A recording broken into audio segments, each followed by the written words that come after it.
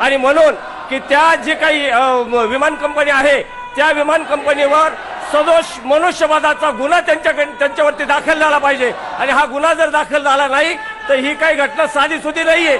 या राज्याचे मुख्यमंत्री उपमुख्यमंत्री आज या घटनेमध्ये गेलेले आहेत आणि नुसते ते त्यांचा देह जळाला नाही तर या महाराष्ट्रातल्या जनतेचं काळीच करपलेलं आहे। आणि म्हणून की याला जर न्याय मिळाला नाही आणि आज परिस्थिती अशी आहे की एवढी मोठी घटना झालेली असताना सुद्धा टाळूवरचं लोणी खाणाऱ्या काही संघटना आहेत त्या गोष्टीला ज्या पद्धतीने पाहिलं जायला पाहिजे त्या पद्धतीने पाहिलं जात नाही। आणि म्हणून जोपर्यंत गुन्हा दाखल होत नाही एफआयआर फाटत नाही तोपर्यंत एकही कार्यकर्ता मागे हटणार नाही। आणि आता फक्त हे जवळपासचे बारामती आणि जवळपासचे लोक आहेत उभा महाराष्ट्र जर काही वेळात जर गुन्हा दाखल झाला नाही तर उभा महाराष्ट्र बारामतीच्या दिशेने येणार आहे याची जाणीव आणि याचे खऱ्या अर्थानं दखल ही शासनाने घेतली पाहिजे, गृह खात्याने घेतली पाहिजे आणि याला जबाबदार खऱ्या अर्थानं गृहमंत्र्यांनी त्या आदेश केले पाहिजेत।